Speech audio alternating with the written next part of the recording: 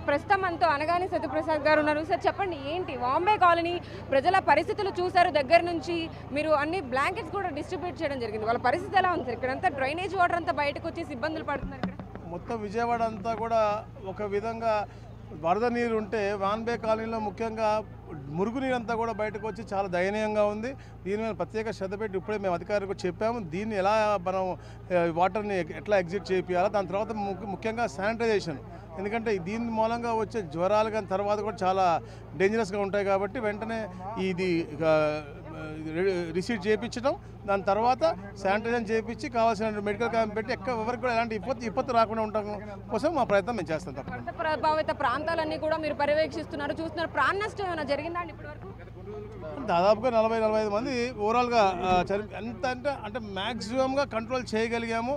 ఒక 7 ఏమో మన గుంటూరు జిల్లాలోనూ, ఒక 40 మంది ఇక్కడ ప్రాణ నష్టమే జరిగింది. అలాగే 100 దాకా మనకి జీవాలు కూడా చనిపోవడం జరిగింది.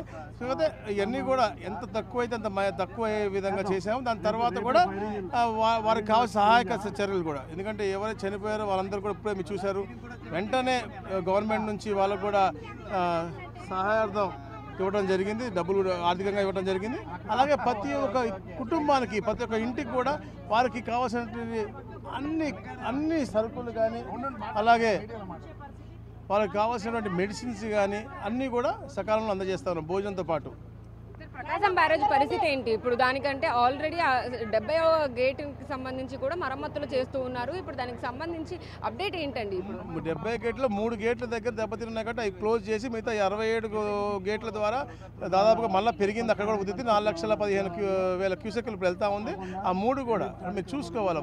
వర్షం పడుతున్నప్పటికి కూడా మేధావులను తీసుకొచ్చి, నిపుణులను తీసుకొచ్చి ఆ మరమ్మతు కార్యక్రమం కూడా పూర్తి చేయడం జరుగుతూ ఉంది. ఇవాళ పూర్తి అవుతా ఉందంటే నిజంగా చంద్రబాబు నాయుడు గారికి పేద ప్రజల పట్ల, అట్లాగే ఉన్న వ్యవస్థల పట్ల ఉన్నటువంటి చిత్తశుద్ధి. తప్పకుండా ఈ విపత్తు నుంచి అందరం కూడా బయటపడతాం. అందరికి కూడా నార్మల్సీ అది త్వరలో తేదాబోతాను. 6,800 కోట్ల రూపాయల ఆస్తి నష్టం జరిగిందని ఇప్పటి వరకు కూడా చంద్రబాబు నాయుడు గారు చెప్పడం కానీ ఏం జరిగింది? ఉజ్జాయింపుగా అంత అమౌంట్ అనుకున్నా కూడా ఇప్పటి వరకు ఎంత ఆస్తి నష్టం జరుగుండొచ్చు? అది ఇంకా మనం ఎన్యూమరేట్ చేసే పరిస్థితులు లేవు. రేపటి నుంచి ఒక ప్రణాళికాబద్ధంగా 3 రోజుల పాటు టైం బౌండ్గా వెళ్తా ఉన్నాం.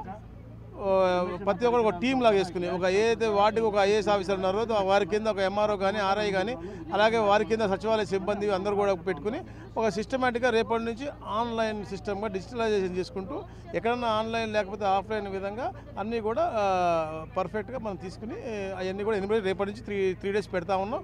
ప్రతి ఒక్క ఇంటికి కూడా వెళ్ళి వాళ్ళ ఇంట్లో జరిగినటువంటి నష్టం గురించి అంటే ఇంతకుముందు ఎప్పుడు కూడా టౌన్లలో ఇలా ఎన్యూమరేషన్ జరిగేది కాదు. కానీ ఈ రోజున రిఫ్రిజిరేటర్ చెడిపోయినా, వాటర్ పంపు చెడిపోయినా, లేకపోతే టీవీ అవి కూడా ఎన్యూమరేట్ చేసే విధంగా ఒక ప్రణాళికతో ముందుకెళ్తా ఉన్నాం.